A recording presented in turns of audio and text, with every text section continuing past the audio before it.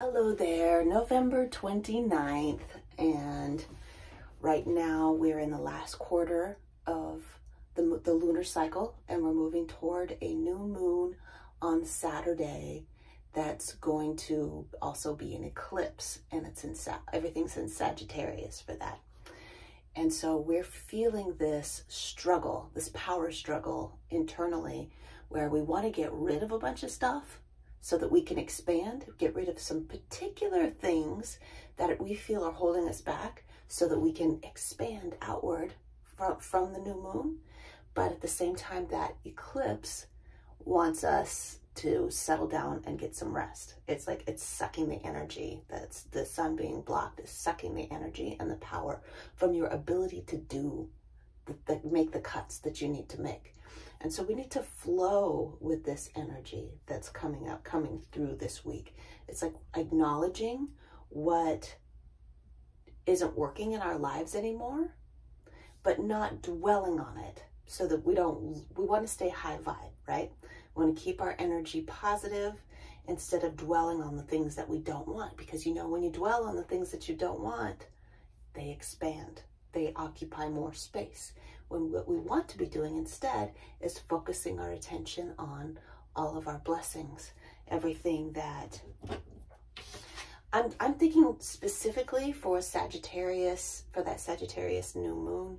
I'm thinking specifically about our community and the divine, that is God or whoever you resonate with, but also guardian angels and spirit guides and ancestors.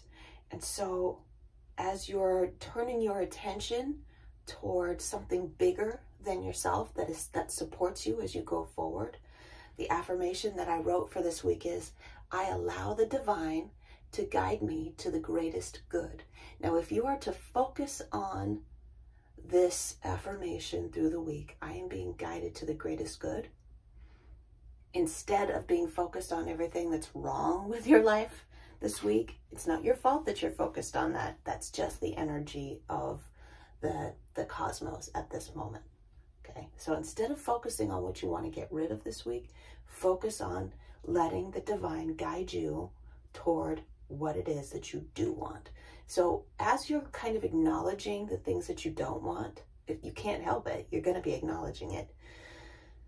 You're saying to the divine, please guide me for when I need to take action on ridding this from my life, having this thing in my life the way it is, let it transition, like whatever needs to be done on my part, I will know when it's time because I am guided that way.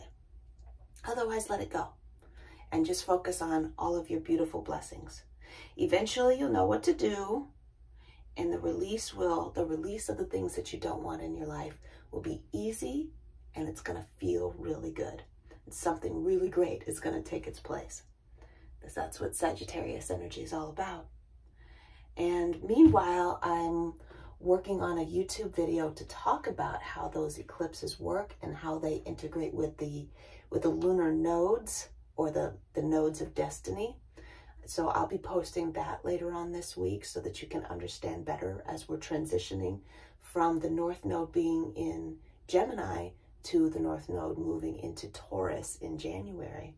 So that will change the way that our society globally, our global consciousness is viewing our destinies and how that affects you individually. And also, December monthly readings are being posted for the 30th and also the 1st. So watch out for those. If you're already subscribed to me on YouTube, check my profile. There's a link to my YouTube channel if you would like to go and check out those videos and subscribe. I have the videos set up according to your astrological sign.